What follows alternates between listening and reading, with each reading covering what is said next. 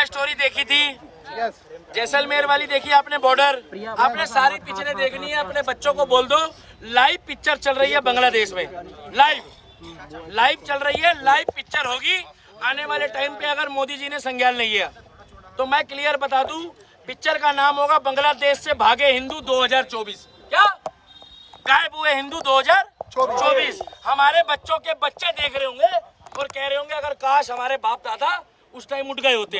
हमारी मजबूरी ये है कि वहाँ के हिंदू बॉर्डर के पार है। क्या बॉर्डर के पार हम नहीं जा सकते, हमारे हाथ बंधे हुए हैं।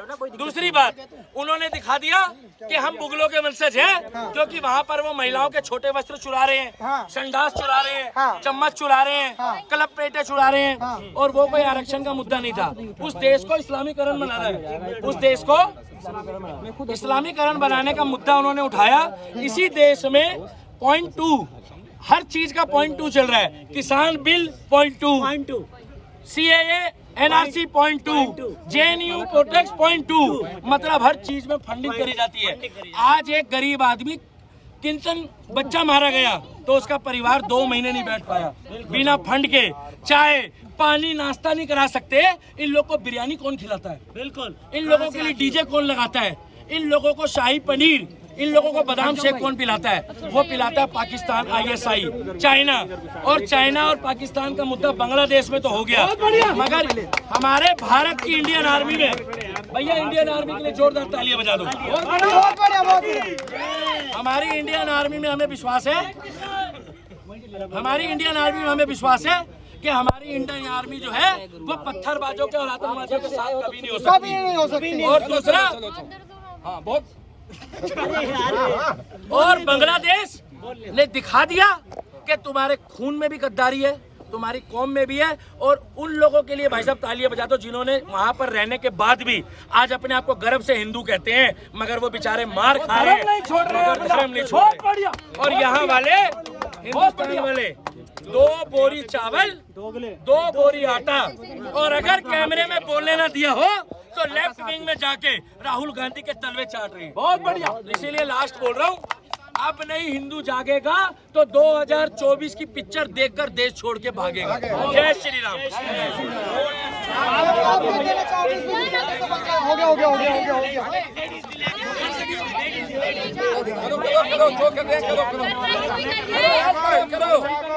करो भाई, करो भाई, लेडीज तो है यार, अभी लेडीज का तो वो करो। मनोबल मत तोड़ो, मेरे हिंदू संगठन पकड़ना भाई, ऊपर से कर, लाइट चल। देखिए, मेरा कहना केवल इतना है, बंगाल में आज जो हिंदुओं के हालात है, ज्यादा समय नहीं है, वही हालात भारत में भी होंगे।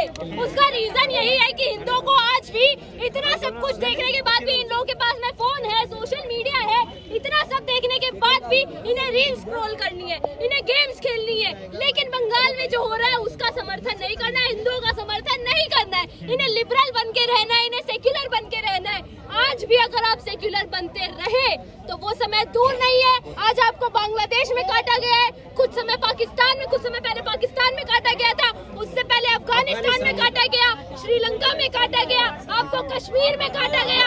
आपको पूरे भारत में ऑप्शन दिए जाएंगे कि ये रही कुरान, ये रही गीता।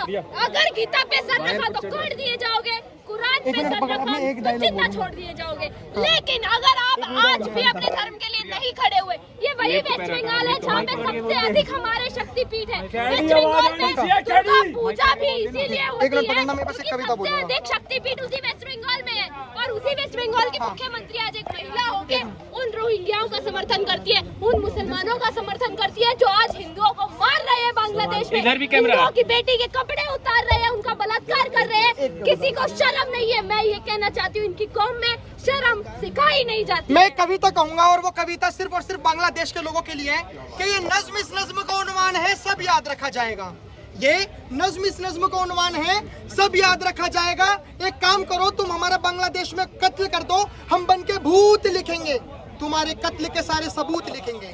एक काम करो, तुम नुकीले पत्थर लिखो, हम लाल गुलाब लिखेंगे। तुम इस धरती पर जुल्म लिख दो, तुम तुम लिखो, तुम इस धरती पर जुल्म लिख दो, तुम इस धरती पर जुल्म लिख दो, तुम इस धरती पर जुल्म लिख दो, आसमान में जय श्री राम लिखा जाएगा, सब याद रखा जाएगा।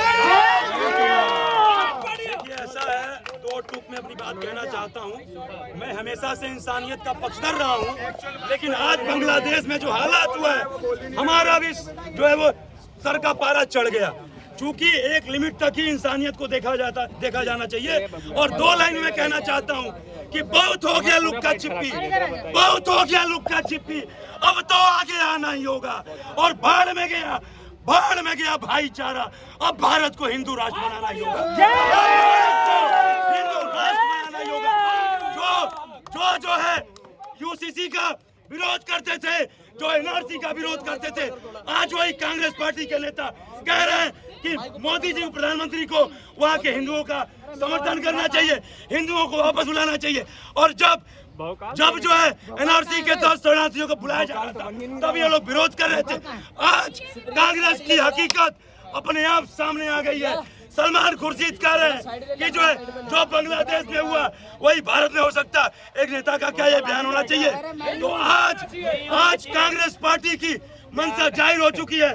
जैसे वहाँ पे आंदोलन हो रहा था स्टूडेंट का, वैसे यहाँ पे किसान 1 किसान 2 आंदोलन हुआ।